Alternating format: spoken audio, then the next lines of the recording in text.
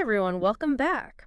It seems like you've all been on this journey of self-improvement lately and specifically trying to build a better relationship with yourselves. It's a popular topic these days. Yeah, for sure. And we've got your notes and it looks like you guys have been doing a lot of research, including checking out that YouTube video by Heidi Priebe. Ah, yeah, Heidi Priebe. She's great at diving into those deeper layers of self-discovery, like especially when it comes to attachment theory and healing and stuff. And you know what really stood out to me from your notes and Preeb's video? It's not just about, repeating affirmations in the mirror or anything. It's about taking real tangible action. Absolutely. She kind of goes beyond just the surface level, Mm, and challenges us to build self-trust as like the foundation of self-love. yeah. She makes this argument that it's not enough to just like say you love yourself. Mm. You have to prove it through your actions. Now, you mentioned in your notes that you've been struggling with follow through when it comes to your goals. And this is where Preeve's concept of accountability really hit home for me. Right. It's like, how can you truly love and respect yourself if you're constantly breaking promises to yourself? You know, it erodes that sense of self-trust, which, like Preeb suggests, is the bedrock of a healthy relationship with yourself. She gave that example of committing to listen to an audiobook for an hour each day, even when it felt really tough. Right. It wasn't even about the audiobook itself. It was about proving to herself that she could follow through. This reminds me of James Clear's Atomic Habits. He talks about like the power of those small wins and how those seemingly insignificant actions can build momentum and create lasting change. Oh, yeah, for sure. So by keeping those small promises to ourselves, we start to build that foundation of self-trust. So instead of overwhelming ourselves with these huge, daunting goals, maybe it's about finding those smaller, achievable actions that we can commit to. Yeah, exactly. Those little victories can make a big difference in how we feel about ourselves. Exactly. It's about showing up for yourself consistently, even in those like seemingly insignificant ways. This consistency builds confidence, it reduces anxiety, and it ultimately leads to a stronger, more loving relationship with yourself. It's like saying, hey, I've got your back to yourself. I like that. It's about becoming your own reliable ally. And speaking of having your own back, this leads perfectly into Preet's next point: boundaries. Boundaries. Oh, this is a big one. And it seems like Preeb has this really unique perspective on this, especially when it comes to those of us who might be familiar with, different attachment styles. Yeah, you got that right. She highlights how challenging boundaries can be, particularly if you're prone to those anxious, avoidant, or fearful avoidant tendencies. Each style comes with its own set of challenges when it comes to setting and maintaining healthy boundaries. No, I found it interesting that Preeb focuses on the physical feeling of a boundary being crossed. Hmm. Can you elaborate on that a bit? It's brilliant, really. She talks about how she physically feels it in her body when a boundary is being pushed. Mm. For example, those with anxious attachment styles might feel a rush of heat, like their body is on fire when they're pushed into that anxious energy. And for those with avoidant tendencies. Preeb mentions a wave of like intense criticism towards others as a sign that a boundary has been crossed. So it's like our bodies are giving us these signals, these visceral clues that something's not right, before our minds even fully catch up. That's exactly it. It's about learning to tune into those subtle or not so subtle physical sensations as a way of becoming more aware of our boundaries in real time. Yeah. It's a deeper, more instinctual level of recognition.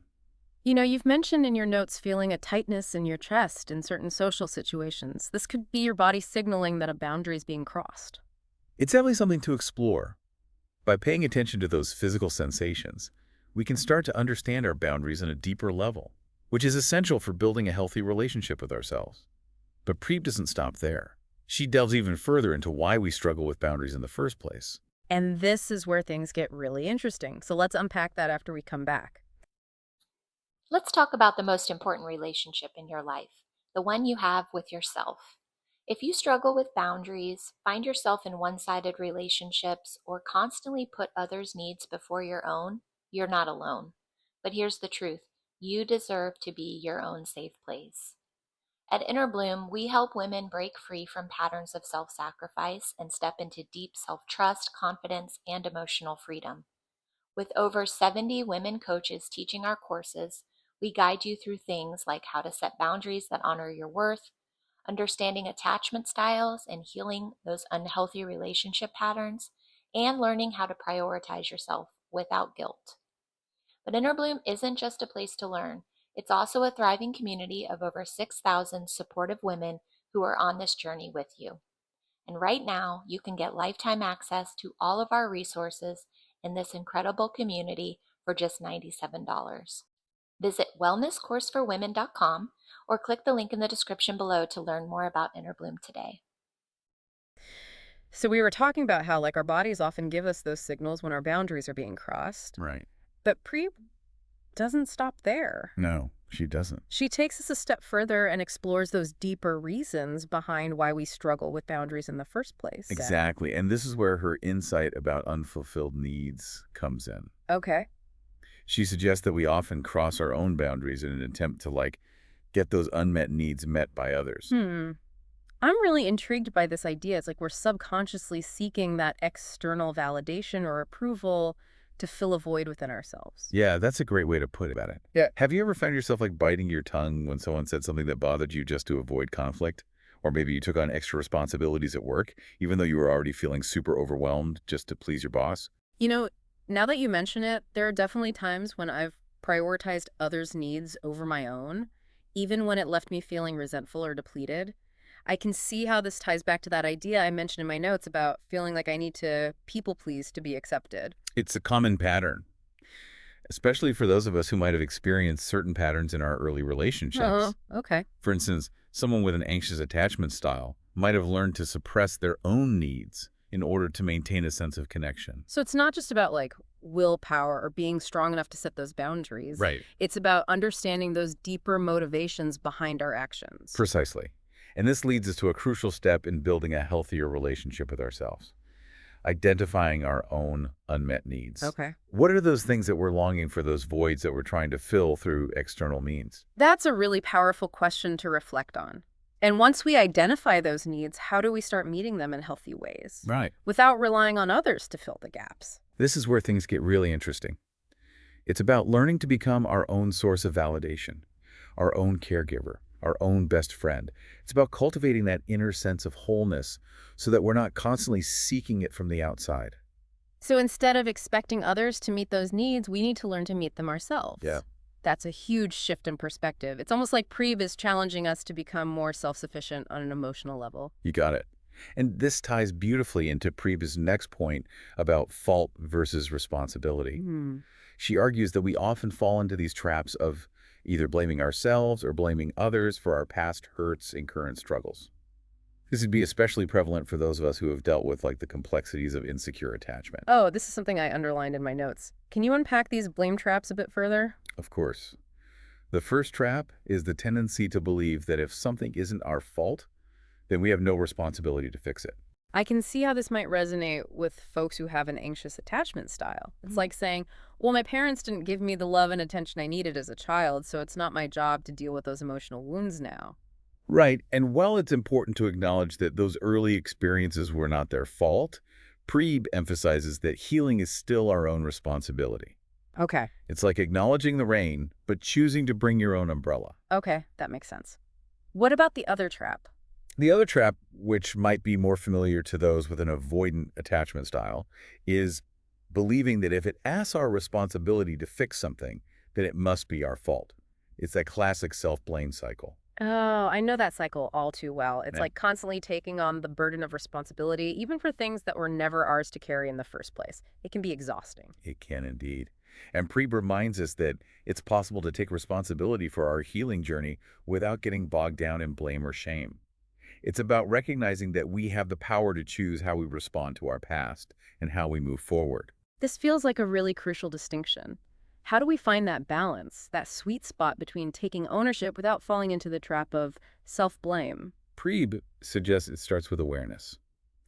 Noticing when those blame patterns arise, whether it's blaming ourselves or blaming others, and then consciously choosing to shift our perspective. It's about saying, okay, this happened, it wasn't fair, but I'm choosing to learn from it. I'm choosing to heal. I love that. It's about reclaiming our power. recognizing that we have agency in how we move forward.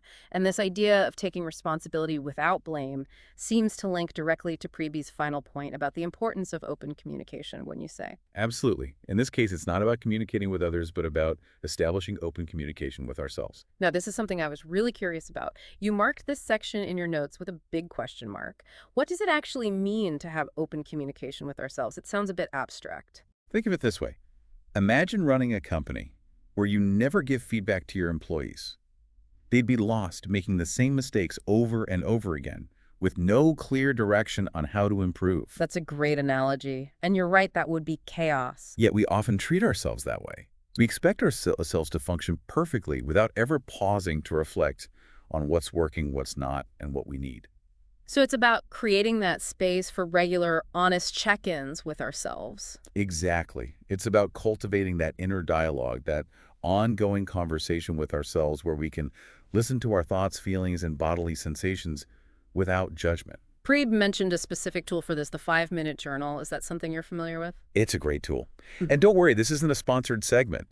It's simply a structured journal with prompts that encourage you to reflect on things like what you're grateful for, what went well in your day, and what you could have done differently. This resonates with something you wrote in your notes about wanting to cultivate more self-compassion. It's like we're being invited to treat ourselves like a good friend, someone we care about enough to check in on regularly. Exactly. And beyond journaling, there are other ways to foster this open communication with ourselves. Mindfulness meditation, for example, can be a powerful way to tune into those inner experiences without getting swept away by them. I've also heard of people simply taking a few minutes at the end of each day to sit quietly and reflect. It's almost like giving yourself a mental debriefing before you head into the next day. That's a great practice, too. The key is to find what works for you and to make it a consistent part of your routine. I love this image of us all having these mini board meetings with ourselves each day, checking in with our inner CEO, reviewing the wins, identifying areas for improvement, and strategizing for the future. I love that. It's about bringing that level of intention and care to our relationship with ourselves. This reminds me of another point Preeb made that I found really insightful. She emphasized that we should pay attention to what makes us like ourselves, not just focus on the things we want to change. Absolutely. Yeah. It's so easy to get caught up in self-criticism, but it's equally important to acknowledge and appreciate our strengths, our quirks, those things that make us unique and lovable. I feel like this is a crucial shift in perspective. It's about celebrating who we are, flaws and all. And that brings us to Preeb's final thought, which is both simple and profound. What's one small action you can take today that would make you feel a little more proud of yourself? Wow, that's a powerful question to sit with. We've covered a lot of ground today, exploring so many insightful concepts. I feel like we've barely scratched the surface of all that Preeb has to offer. She's a wealth of wisdom, that's for sure. But I think we've touched on some key takeaways that can truly make a difference in building a healthier, more loving relationship with ourselves. Absolutely. Yeah. So let's take a moment to let all of this sink in, and then we'll come back to recap those key points and offer some final thoughts. All right, so we've really dug deep into this with Heidi Preeb and explored a lot about how to build a healthy relationship with ourselves. Yeah, we have. But before we wrap up, let's distill these key insights into some actual takeaways, because it's not enough to just understand it. Right, you have to put it into practice. Exactly. So let's go back and revisit those 5 key takeaways from Preeb's work and see how they can translate into those real world changes. Okay, first up, we have accountability. Preeb really emphasized how actions speak louder than words, especially when it comes to building self-trust. Right. It's about honoring those commitments we make to ourselves, even the small ones. Think about it this way. Each time you follow through on a promise to yourself, no matter how small it is, you're making a deposit into your self-trust bank account. I love that. So we're building up that inner capital, that sense of reliability, which leads to a stronger sense of self-worth. Exactly. And it's not about being perfect or beating yourself up, when we mess up. It's about progress. Yeah. Each step reinforces that belief in ourselves. Okay, so accountability, actions over words. What's next? Next up, boundaries. Remember, Preeb encourages us to pay attention to those physical sensations as a way of recognizing when a boundary is being crossed. You mentioned in your notes that you felt that tightness in your chest in some social situations. Maybe it's time to explore that further, to see if it's your body trying to tell you that a boundary is being pushed. That's a good point. And remember, beneath every crossed boundary often lies an unmet need. So once you recognize those boundary signals, it's time to ask yourself, What need am I trying to get met here? That's powerful. It kind of shifts the focus from blame to curiosity and self-compassion. Exactly. It's Mm. about understanding those deeper motivations behind our actions. Yeah, instead of just saying we're bad or weak for having them. Right. And that ties in perfectly with the third key takeaway, Hmm. separating fault from responsibility. It's about acknowledging that while we may not be at fault for certain events or circumstances in our past, we are responsible for our own healing and growth. That makes me think about what you said about feeling stuck in that self-blame cycle. Maybe this is an opportunity for you to explore that further and let go of that guilt or shame you've been carrying. It's a process, but with awareness and intention, we can rewrite those old stories and embrace a more empowering perspective. So we've got accountability boundaries, Mhm. separating fault and responsibility. What's next? Next is that open communication with ourselves. Remember that analogy of the company with no feedback?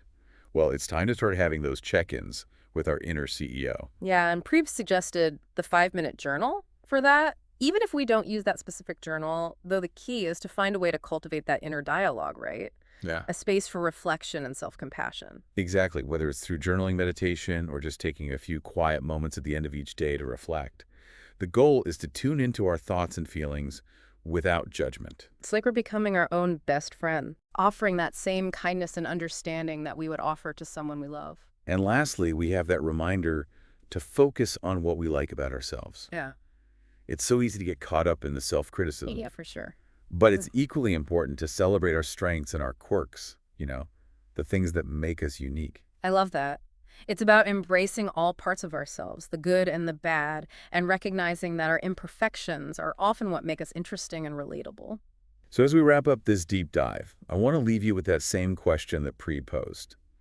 What's one small action you can take today that would make you feel a little more proud of yourself? It's a great question, and it could be something as simple as setting a boundary in a tough spot, honoring a small commitment to yourself, or even just taking 5 minutes to be quiet and listen to your inner voice. Remember, building a healthy relationship with yourself is a journey.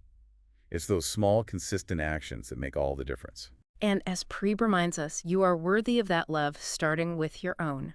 Keep exploring, keep experimenting, and keep diving deep into the most important relationship you'll ever have, the one with yourself. Until next time, happy diving.